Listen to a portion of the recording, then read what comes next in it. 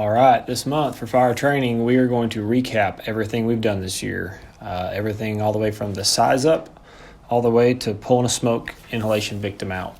So, first up on size ups, we're just going to make sure everybody does a good, thorough size up. We're not looking to get crazy.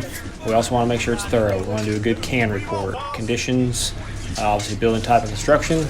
Actions, what we're going to do to get on scene, what kind of line you're going to pull, if you're going to perform a rescue. Our needs, if you need a supply line, if you need a ladder, whatever you may need. And then you can turn into a CANE report, C-A-N-E, and say any exceptions. Something crazy like power lines down, victims hanging out windows, burglar bars, anything that's worth noting, and to put on that size up to paint a good picture. Remember, we're trying to paint a good picture. On our size ups, remember, nothing showing means nothing due to our modern fuel loads. So just because we show up, we have nothing, possibly when we get on scene and we open the structure up, it's going to quickly turn into something. So just, be aware and be ready to do something about it. Don't leave that door open. You're going to make a decision if we're going to go offensive, such as a fire like that, defensive, if it's already gone, or if it's a possibility to do a transitional attack.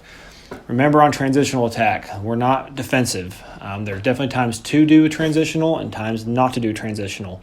The only time we're advocating to do a transitional is where that is the quickest way to get water on the fire and black it down and cool that environment for the victims that are inside.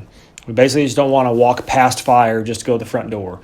We're not looking to splice 300 foot together just to spray water through a window, and we're not going defensive where we're going to sit there and spray water for, a minute. No, we need to just knock it down and quickly get in there. Remember, it's a straight stream, point at the ceiling, hold it in one place, don't move it around. Just long enough to black it out, probably 10, 15 seconds or so. Cool that environment down, then hurry up and hustle and get in there and continue. All right, so there are times where maybe pulling a line is not going to be our first action. There are going to be times when, depending on the information, where a rescue needs to be the first action, such as doing a VEIS. Remember, that's when we have information that someone's in a very specific location and that we can quickly get in there, isolate that room, and rescue that victim. When we're performing our VEIS, just a brush up, remember, we're going to go up and break the window if it's not already broken. Next, we're going to enter the structure after we clear the glass and sound the floor. Officer, hurry up and get in there to help find that door. Going to go ahead and isolate that room. Sweep the hallway first, make sure there's no victims immediately outside of it, and then quickly get that door shut so we can isolate that room to make the environment better. Practice our two-person lifts that we went over and get our victim out the window. At this point now, the person that's on the ladder is in control of the speed. Get that victim laid across your arms on their belly. And then remember, whichever way the head goes, that person becomes a leg lock person. You're going to lock that leg in to make sure that we take as much weight as possible off of that person on the ladder. Ladder person goes for the neck area first. Get your second arm in between their legs. Pin that victim against the ladder, and then move that neck arm underneath the armpit. Then make sure you get the hips lower than the head. Keep your hands on the beams at all times, and then come on down. All right, if the building isn't already open and we have to do forcible entry, remember we have our kind of basic steps for our forcible entry. For an inward, we're going to shock our door first, try to loosen the door up and locate our locks. Next, we're going to gap it using the adze end of our Halligan. Capture progress, and then we're going to set our tool, set our forks. Remember, strike is the term for one hit, and then drive is to continue. Once we get in there far enough, we're going to force the door, capture progress, swap back to our adze to finish it off. On an outward swinging door, we just have the one shock just to give ourselves a purchase point. Next, we're going to drive our adze in. Make sure you drive it all the way so you get both sides of the door. We're going to crush that door to create a purchase point with our wedge. Then we're going to set our adze where we make sure we get that adze behind the door. That way we can pull out on that handle and pop that door open. Once we get our house opened up, then we're going to make some observations before we go in. First of all, remember looking for our signs of flashover, looking for smoke, heat, airflow, and rollover. On the smoke, we're looking at the volume, velocity, density, and color. The thicker it is, the faster it's moving, the hotter it is, and the more of a rich fuel. The heat, it's that rapid increase in heat. Remember, we talked about not just so slowly it's getting warmer, but where it shoots up 300-400 degrees, seems like instantly. Airflow, look at our openings, see if it's really sucking that air in at the bottom of the opening and really pushing out at the top. And then remember, rollover fingering, that's going to be our last sign before our whole room goes up. So make sure you use a straight stream, cool that environment. Don't be afraid to flow water on heat and hot smoke above our heads. Just make sure you're using a straight stream. Once we've read the environment and realize we're going to go in, when we doing that attack line, grab that thermal, make sure you look at the ceiling, see which way those hot gases are traveling. No reason just to guess about it. If it's a good hot fire, it's completely obvious which direction we need to head towards that fire if we can just look at the ceiling and follow those gases back. We'll save more time by just taking 5 seconds to do that than just kind of fumbling around. So good tool to use, take us to the seat of the fire. Vertical ventilation or end ventilation for that matter. The big thing to remember here is just make sure we coordinate it with the interior attack crew. We don't want to ventilate until they're cool in that environment and flowing water. So if you're up there cutting a hole, truck companies, make sure you coordinate that and make sure you have their approval on the inside before you go ahead and cut that hole. So now we're getting to search procedures and victim removal. I remember when we're trying to give each other directions, numbering the walls. 1 is always on the wall where you made entry, and then goes clockwise. 2, 3, and 4. And we can use that to describe things such as there's a victim in the 3-4 corner, just to get us head in the general direction. And remember, the 1 wall is always where we make entry. It doesn't always have to be a door. Remember, whoever has the thermal, you're going to stay as the anchor point and maintain that visual and or verbal contact. Send your firefighter to any areas that you can't clear and clear what you can with the thermal, and then just quickly move on to the next one and isolate the room. Remember, when we're the orienter or anytime we're using our thermal, we're going to scan 3 layers. We're going to scan high, and that's going to be looking for heat signatures in building construction. We're going to scan the middle, and that's where we're looking for our exit points primarily and kind of the layout of the room. And then we're going to scan low, looking for those victims. Next, when it comes to victim removal, if and when we find a victim, remember the lifts and drags we talked about. You have the 2-person and the 1-person. We'll get them close to where we want them to go, bend their knees up, and then we're going to sit the victim up, put your inside arm underneath the armpit, and then use the victim's arm to lock down so we can get a good grip. Once we get in the windowsill, remember to trap that patient so they don't fall down. The 1-person lift is going to be the same exact thing, but now instead when we get behind the victim, we are going to kind of do like we do on any of our non-emergency lift helps or anytime we get behind them with a 1-person. Sit them up, grab them by the wrists, and use your legs, not your back. Flop them over the windowsill and trap that victim with your knee, and then teeter-totter them out.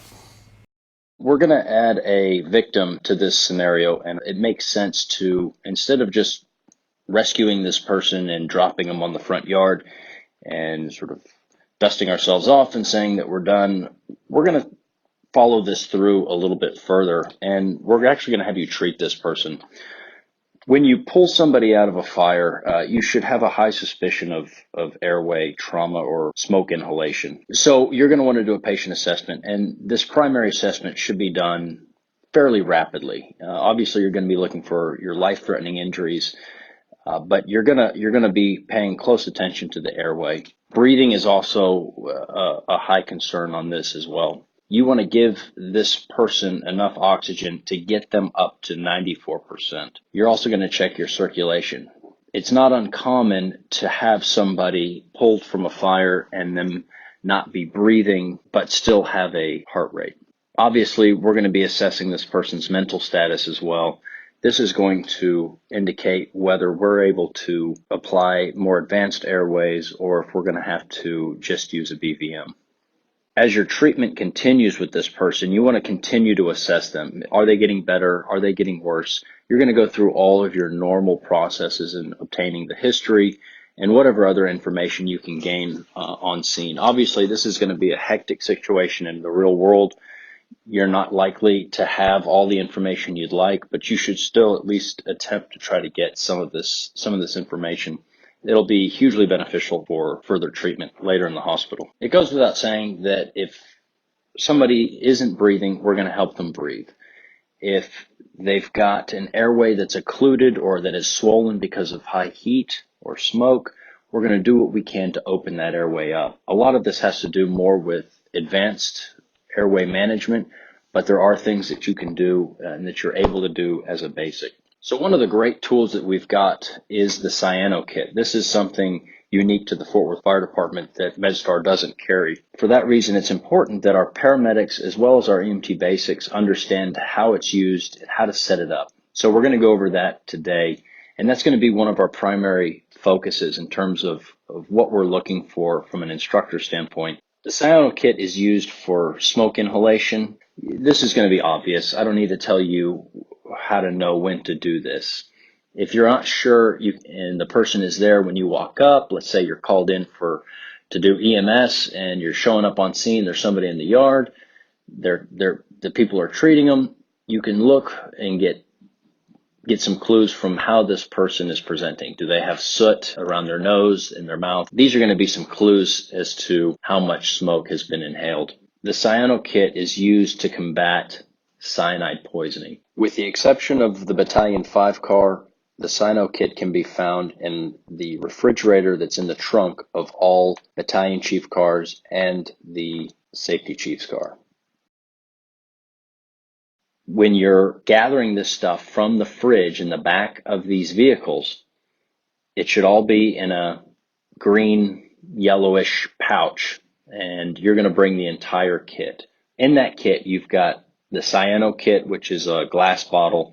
You've got the IV starter set and 250 milliliters of normal saline. All of that needs to come as a package so they can be set up correctly.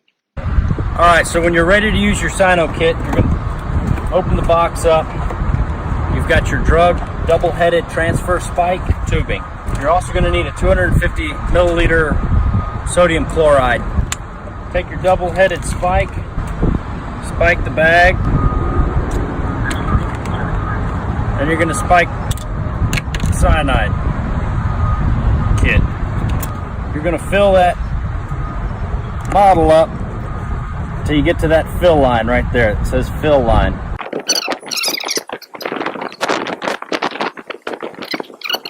DC, you're going to rock it just gently. You're not going to shake it. You just want to rotate and rock.